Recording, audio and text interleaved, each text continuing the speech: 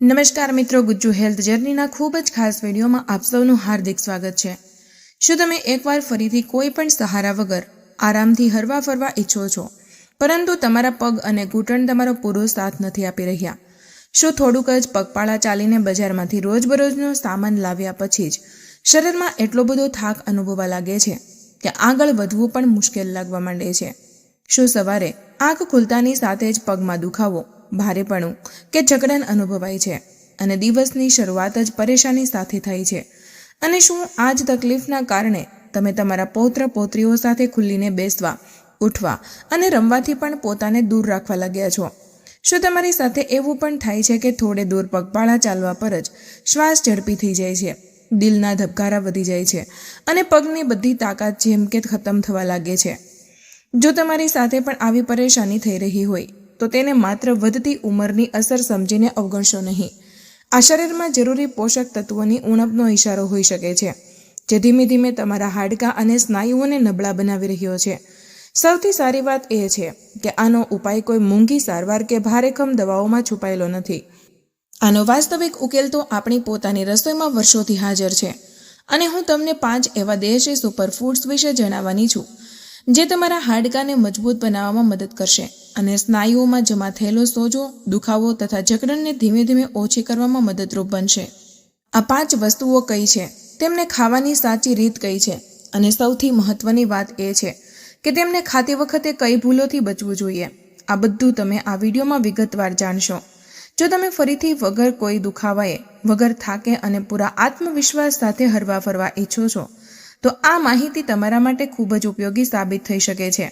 જો તમે અમારી ચેનલ પર પહેલીવાર આવ્યા છો તો ચેનલને સબસ્ક્રાઇબ જરૂર કરી લો અને વિડીયોને તમારા પરિવાર તથા પરિચિત લોકો સુધી ચોક્કસ પહોંચાડો, કારણ કે કોણ જાણે કે આ માહિતી કોઈ વ્યક્તિના જીવનમાં મોટું પરિવર્તન લાવી દે। હવે ચાલો આ મહત્વપૂર્ણ માહિતીની શરૂઆત કરીએ। જ્યારે પણ હાડકાને મજબૂત બનાવવાની વાત આવે છે ત્યારે સૌથી પહેલાં આપણા મનમાં દૂધનું નામ આવે છે। શું આ સાચું નથી? પરંતુ તમને જાણીને આશ્ચર્ય થશે કે તલના નાના નાના દાણામાં દૂધની સરખામણીમાં કેટલાય ગણું વધારે કેલ્શિયમ હાજર હોય છે। વૈજ્ઞાનિક માહિતી અનુસાર 100 ગ્રામ તલમાં અંદાજે 1250 મિલીગ્રામ કેલ્શિયમ જોવા મળે છે, જ્યારે ફૂલ ક્રીમ દૂધમાં માત્ર અંદાજે 123 મિલીગ્રામ કેલ્શિયમ જ મળે છે। આ જ કારણ છે કે તલને હાડકા માટે ખૂબ જ મહત્વપૂર્ણ ખોરાક માનવામાં આવે છે। આ જ કારણથી તલ તે લોકો માટે પણ ખૂબ જ લાભદાયી હોય છે જેમને લેક્ટો ઇન્ટોલરન્સની પરેશાની હોય છે અને જેઓ દૂધનું સેવન કરી શકતા નથી। કેલ્શિયમની સાથે સાથે તલમાં મેગ્નેશિયમ, ફોસ્ફરસ અને ઝિંક જેવા કેટલાય મહત્વપૂર્ણ મિનરલ્સ પણ પૂરતી માત્રામાં જોવા મળે છે। આ બધા પોષક તત્વો મળીને હાડકાની બોન ડેન્સિટીને બહેતર બનાવવામાં મદદ કરે છે, સાથે જ હાડકાને નબળા અને અંદરથી પોલા થતા બચાવે છે, જેનાથી ઓસ્ટિયોપોરોસિસનું જોખમ ઘણું ખરું ઓછું થઈ શકે છે। તલમાં સારી માત્રામાં પ્રોટીન અને આવશ્યક ફેટી એસિડ્સ પણ હાજર રહે છે, જે સ્નાયુઓને મજબૂત બનાવવામાં અને તેમાં આવતી ખેંચાણને ઓછી કરવામાં સહાયતા કરે છે। હવે સવાલ એ ઊભો થાય છે કે તલને કઈ રીતે ખાવા જોઈએ? તમે દરરોજ અંદાજે 15 થી 20 ગ્રામ શેકેલા તલ આરામથી ખાઈ શકો છો। તેમને સારી રીતે ચાવીને ખાઓ, જેથી શરીર તેમના બધા પોષક તત્વોને સારી રીતે ગ્રહણ કરી શકે। તમે તલનું સેવન સવારે નાસ્તાની સાથે પણ કરી શકો છો, બપોરના ભોજનના અંદાજે 1 કલાક પછી પણ કરી શકો છો, અથવા વળી સાંજના સમયે પણ તેનો ઉપયોગ કરી શકાય છે। શિયાળામાં તલ અને ગોળના લાડુ બનાવીને ખાવા તે હજુય વધુ ફાયદાકારક માનવામાં આવે છે। તલમાંથી શરીરને કેલ્શિયમ અને મેગ્નેશિયમ મળે છે, જ્યારે ગોળમાંથી આયર્ન પ્રાપ્ત થાય છે। આનાથી શરીરમાં લોહીની ઉણપ પણ ધીમે ધીમે ઓછી થવા લાગે છે। આખી ઠંડીની ઋતુમાં તલનું નિયમિત સેવન કરવું લાભદાયક માનવામાં આવે છે। તલની તાસીર અલ્કલાઇન હોય છે, જે શરીરમાં વધેલા એસિડને ઓછું કરવામાં મદદ કરે છે અને વાતને સંતુલિત રાખવામાં સહાયક હોય છે। વૃદ્ધ લોકો માટે તલ કોઈ કુદરતી ઔષધિથી કમ માનવામાં આવતા નથી। હવે વાત કરીએ બીજી મહત્વપૂર્ણ વસ્તુની, જેને તમારે તમારી ડાયટમાં સામેલ કરવી જોઈએ, અને તે છે હળદરવાળું દૂધ, જેને ગોલ્ડન મિલ્ક પણ કહેવામાં આવે છે। વૈજ્ઞાનિક અભ્યાસો અનુસાર હળદરની અસલી શક્તિ તેના મુખ્ય તત્વ કર્ક્યુમિનમાં છુપાયેલી હોય છે। આ એક ખૂબ જ પ્રભાવશાળી એન્ટી ઇન્ફ્લેમેટરી અને એન્ટીઓક્સિડન્ટ ગુણોથી ભરપૂર માનવામાં આવે છે। જેમ જેમ ઉંમર વધે છે, શરીરમાં ક્રોનિક ઇન્ફ્લેમેશન એટલે કે જૂનો સોજો વધવા લાગે છે આ જ સોજો આગળ જતા સાંધાના દુખાવા, ગઠિયા, આર્થરાઇટ્સ અને જકડન જેવી સમસ્યાઓનું મોટું કારણ બની જાય છે. કર્ક્યુમિન તે એન્ઝાઇમ્સને નિયંત્રિત કરવાનું કામ કરે છે જે શરીરમાં સોજો પેદા કરે છે. દૂધમાં હાજર કેલ્શિયમ હાડકાને મજબૂતી પ્રદાન કરે છે અને હળદરમાં હાજર કર્ક્યુમિન તેમને દુખાવા અને સોજાથી બચાવવામાં મદદ કરે છે. આ પ્રકારે આ મિશ્રણ શરીર માટે એક મજબૂત સુરક્ષા કવચની જેમ કાર્ય કરે છે. હળદરવાળું દૂધ તૈયાર કરવા માટે રાત્રે 1 ગ્લાસમાં દૂધ અડધી નાની ચમચી એટલે કે અંદાજે 3 થી 4 ગ્રામ હળદર પાવડર મિક્સ કરો. જો ઈચ્છો તો લીલી હળદરનો ઉપયોગ પણ કરી શકાય છે. આ દૂધને વધુ અસરકારક બનાવવા માટે તેમાં 1 થી 2 ચપટી કાળા મરી ચોક્કસ ઉમેરો. કાળા મરીમાં જોવા મળતું પેપરિન કર્ક્યુમિનના શોષણને કેટલાય ગણું વધારી દે છે. આ જ કારણ છે કે હળદર અને કાળા મરીનું સંયોજન વધુ પ્રભાવશાળી માનવામાં આવે છે. જો તમારા ઘૂંટણ અથવા તો સાંધાનો દુખાવો લાંબા સમયથી બનેલો હોય અને વર્ષોથી પરેશાની ચાલી રહી હોય તો તેમાં 5 ચમચી સૂંઠ પાવડર પણ મિક્સ કરી શકાય છે. સૂંઠ દુખાવા અને સોજાને ઓછો કરવામાં સહાયતા કરે છે. સાથે જ આ વાતને સંતુલિત બનાવી રાખવામાં પણ મદદ કરે છે. આ દૂધનું સેવન રાત્રે સૂતા પહેલા કરવું સૌથી વધુ લાભદાયક માનવામાં આવે છે. ધ્યાન રાખો કે જે લોકોને લો બ્લડ પ્રેશરની સમસ્યા રહે છે તેમણે હળદરવાળા દૂધનો ઉપયોગ સાવધાની સાથે કરવો જોઈએ, કારણ કે હળદર બ્લડ પ્રેશરને હજુ પણ વધુ ઓછું કરી શકે છે. આવી જ રીતે જે લોકોને ગોલ બ્લેડર કે પિત્તાશય સાથે જોડાયેલી કોઈ સમસ્યા છે તેમણે પણ હળદરનું સેવન વિચારી સમજીને કરવું જોઈએ, કારણ કે તે પિત્તના ઉત્પાદનને વધારવાનું કામ કરે છે. ત્રીજી એવી વસ્તુ છે જેને તમારે તમારી રોજના ડાયટમાં ચોક્કસ સામેલ કરવી જોઈએ. તે છે અંકુરિત ચણા અને અંકુરિત મગ, જેને સામાન્ય ભાષામાં ફણગાવેલા કઠોળ કે સ્પ્રાઉટ્સ કહેવામાં આવે છે. જૂના સમયથી લોકો કહેતા આવ્યા છે કે ફણગાવેલા ચણા ખાવાથી શરીરમાં ઘોડા જેવી શક્તિ આવવા લાગે છે અને નબળાઈ ધીમે ધીમે દૂર થવા લાગે છે. વિજ્ઞાન પણ આ વાતની પુષ્ટિ કરે છે કે અંકુરિત ચણા અને મગ પ્રોટીન તથા આયર્નના શ્રેષ્ઠ સ્ત્રોત હોય છે. ખાસ કરીને વૃદ્ધ લોકોમાં થતી શારીરિક નબળાઈ અને લોહીની ઉણપને પૂરી કરવામાં આ ખૂબ જ મદદગાર સાબિત થાય છે. પ્રોટીન શરીરના સ્નાયુઓના નિર્માણ અને તેમની મરમ્મત માટે એક ખૂબ જ જરૂરી પોષક તત્વ માનવામાં આવે છે, જેનાથી શરીરનો થાક ઓછો થાય છે અને તાકાત બનેલી રહે છે. વળી તેમાં હાજર આયર્ન શરીરમાં હિમોગ્લોબિન વધારવામાં સહાયતા કરે છે, જેનાથી આખા શરીરમાં અને વિશેષ રૂપે પગ સુધી રક્ત સંચાર બહેતર રીતે પહોંચવા લાગે છે. જ્યારે બ્લડ સર્ક્યુલેશન સાચું બનેલું રહે છે ત્યારે પગમાં ઝણઝણાટી, સુન્નપણું અને નબળાઈ જેવી પરેશાનીઓ ધીમે ધીમે ઓછી થવા લાગે છે. આ જ કારણ છે કે અંકુરિત અનાજ કે કઠોળને સ્વાસ્થ્ય માટે ખૂબ જ ઉપયોગી માનવામાં આવે છે. આ જ કારણે પલાળેલા ચણા અને મગને અંકુરિત કરીને ખાવા અત્યંત લાભદાયી મનાય છે. તેમણે સ્પ્રાઉટ કરવા ખૂબ જ સરળ હોય છે અને આ પ્રક્રિયાથી તેમના પોષક ગુણો કેટલાય ગણા વધી જાય છે. હવે સવાલ એ આવે છે કે તેમને તૈયાર કઈ રીતે કરવામાં આવે અને કઈ રીતે ખાવું વધુ ફાયદાકારક રહે છે. ચાલો તેને પણ સમજી લઈએ. અંકુરિત મગ અને અંકુરિત ચણામાં ઝીણી સમારેલી ડુંગળી, ટામેટા, થોડો લીંબુનો રસ, થોડું સંચળ અને કાળા મરીનો પાવડર મિક્સ કરીને એક સાદો પરંતુ પૌષ્ટિક સલાડ તૈયાર કરી લો. આ સલાડનું સેવન તમે સવારના નાસ્તામાં સરળતાથી કરી શકો છો. આ સિવાય બપોરના ભોજનના અંદાજે 1.5 થી 2 કલાક પછી પણ તેને લઈ શકાય છે. આ શરીરને લાંબા સમય સુધી ઉર્જા આપવામાં મદદ કરે છે. જો કોઈ વ્યક્તિને પાચન સંબંધિત સમસ્યા રહેતી હોય, તે તેનું ડાયજેશન નબળું હોય, તો તેવા લોકો આ સ્પ્રાઉટ્સને હળવી વરાળમાં પકાવીને કે ઉકાળીને પણ ખાઈ શકે છે. ઉકાળીને કે વરાળમાં પકાવવાથી તેમને પચાવવા સરળ થઈ જાય છે. સાથે જ શરીર તેમના બધા જરૂરી પોષક તત્વોને બહેતર રીતે ગ્રહણ કરી શકે છે. એટલા માટે નબળા પાચનવાળા લોકો માટે આ રીત વધુ યોગ્ય માનવામાં આવે છે. હવે વાત કરીએ આગામી મહત્વપૂર્ણ વસ્તુની, અને તે છે બદામ, જેને તમારે તમારી રોજના ડાયટમાં જરૂર સામેલ કરવી જોઈએ. બદામમાં કેલ્શિયમ, પ્રોટીન, મેગ્નેશિયમ અને હેલ્ધી ફેટ્સ સારી માત્રામાં જોવા મળે છે. આ બધા પોષક તત્વો શરીરને અંદરથી મજબૂત બનાવવાનું કામ કરે છે. સાથે જ લાંબા સમય સુધી ઉર્જા બનાવી રાખવામાં પણ સહાયતા કરે છે. કેલ્શિયમ અને મેગ્નેશિયમ મળીને હાડકાને મજબૂત બનાવે છે અને સ્નાયુઓના સાચા સંકોચનમાં સહાયતા કરે છે. આનાથી પગમાં થતી ખેંચાણની સમસ્યા ઘણી ખરી ઓછી થઈ શકે છે. બદામમાં હાજર પ્રોટીન અને હેલ્ધી ફેટ્સ શરીરની લાંબા સમય સુધી ઉર્જા પ્રદાન કરે છે. આ જ કારણ છે કે દિવસભર થાક અને નબળાઈ ઓછું અનુભવાય છે. દરરોજ અંદાજે 5 થી 6 પલાળેલી બદામ જરૂર ખાવી જોઈએ. જો કોઈ વૃદ્ધ વ્યક્તિ બદામને સારી રીતે ચાવી શકતા ન હોય તો તેઓ બદામની પેસ્ટ તૈયાર કરી શકે છે. આ પેસ્ટને 1 ગ્લાસ દૂધમાં મિક્સ કરીને પી શકાય છે. આ મિશ્રણ શરીર માટે એક ખૂબ જ સારા ટોનિકની જેમ કાર્ય કરે છે. ત્યારબાદ જે વસ્તુ તમારે તમારી ડાયટમાં સામેલ કરવી જોઈએ તે છે મેથી દાણા, જેને ફેનુગ્રીન સીડ્સના નામે પણ ઓળખવામાં આવે છે. આયુર્વેદમાં મેથી દાણાને સાંધાના દુખાવા અને સોજાને ઓછો કરવા માટે કોઈ વરદાનથી કમ માનવામાં નથી આવ્યા. કેટલીય રિસર્ચ પણ એ જણાવે છે કે મેથી દાણામાં હાજર એન્ટી ઇન્ફ્લેમેટરી ગુણ દુખાવા અને સોજાને ઓછો કરવામાં ખૂબ જ સહાયક હોય છે. આ જ કારણ છે કે આનો ઉપયોગ વર્ષોથી કરવામાં આવતો રહ્યો છે. વિશેષ રૂપે ગઠિયા અને આર્થરાઇટ્સ જેવી સમસ્યાઓ પર કરવામાં આવેલા અભ્યાસોથી ખબર પડે છે કે મેથી દાણા સ્નાયુઓની તાકાત વધારવામાં અને તેની રિકવરીને બહેતર બનાવવામાં મદદ કરે છે.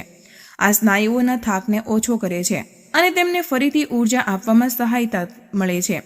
શિયાળાની ઋતુમાં તમે મેથીના લાડુ ખાઈ શકો છો. આ સિવાય મેથીના સ્પ્રાઉટ્સ કે પલાળેલી મેથીનું સેવન પણ કરી શકાય છે. રાત્રે સૂતા પહેલા 1 ગ્લાસ પાણીમાં 1 ચમચી મેથી દાણા પલાળીને રાખી દો. સવારે ઉઠ્યા પછી સૌથી પહેલા મેથીવાળું પાણી પી લો. ત્યાર પછી બચેલી મેથી દાણાને સારી રીતે ચાવીને ખાઈ લો. આનાથી સાંધા અને સ્નાયુઓને લાભ મળશે તથા પાચન તંત્ર પણ મજબૂત બનેલું રહેશે. જો સાવચેતીઓની વાત કરીએ તો મેથી દાણા બ્લડ શુગર અને બ્લડ પ્રેશર બંનેને ઓછું કરવાનું કામ કરે છે.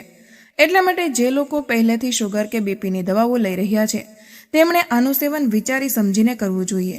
સગર્ભા સ્ત્રીઓએ પણ મેથી દાણાનું સેવન ન કરવું જોઈએ, કારણ કે તેની તાસીર ગરમ માનવામાં આવે છે.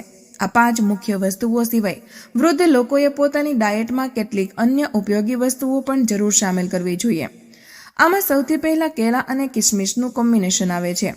કેળામાં પોટેશિયમ અને મેગ્નેશિયમ જોવા મળે છે, જે સ્નાયુઓની ખેંચાણને ઓછું કરવામાં મદદ કરે છે. વળી કિસમિસમાં હાજર આયર્ન શરીરની નબળાઈ દૂર કરવામાં સહાયક હોય છે. તમે રાત્રે અંદાજે 15 થી 20 દાણા કિસમિસ પાણીમાં પલાળીને ખાઈ શકો છો. સવારે નાસ્તાના સમયે પલાળેલી કિસમિસની સાથે 1 કેળું સારી રીતે ચાવીને ખાઓ. જો સવારે સમય ન મળી શકે તો બપોરના ભોજનના અંદાજે 1 થી 1.5 કલાક પછી પણ કેળું અને કિસમિસ એક સાથે લઈ શકાય છે. આ શરીરને ઊર્જા અને પોષણ બંને પ્રદાન કરે છે. ત્યાર પછી આગામી મહત્વપૂર્ણ વસ્તુ છે બીટ, જેને પોતાની ડાયટમાં સામેલ કરવું પણ ખૂબ જ લાભદાયી માનવામાં આવે છે. બીટ શરીરમાં નાઇટ્રિક ઓક્સાઇડના નિર્માણને વધારવામાં મદદ કરે છે. આનાથી રક્તવાહિનીઓ પહોળી થાય છે અને બ્લડ સર્ક્યુલેશન બહેતર થઈ જાય છે. પરિણામ સ્વરૂપ પગની નબળાઈ, ભારેપણું અને ઝણઝણાટી જેવી સમસ્યાઓમાં ઘણી રાહત મળે છે. ત્રીજી વધારાની વસ્તુ છે અખરોટ. અખરોટમાં ઓમેગા 3 ફેટી એસિડ્સ ભરપૂર માત્રામાં હાજર હોય છે, જે સાંધાના સોજાને ઓછો કરવામાં મદદ કરે છે. સાથે જ આ સાંધાની ચિકાશ એટલે કે લ્યુબ્રિકેશનને જાળવી રાખવામાં પણ સહાયક હોય છે. આનાથી સાંધાની કાર્યક્ષમતા બહેતર બનેલી રહે છે. આ સિવાય દેશી ઘી કે નાળિયેરનું તેલ પણ મર્યાદિત માત્રામાં રોજે લેવું જોઈએ. આ સાંધાને અંદરથી લ્યુબ્રિકેશન પૂરું પાડવામાં મદદ કરે છે. સાથે જ તેમને મજબૂત અને સ્વસ્થ બનાવી રાખવામાં પણ સહાયક થાય છે.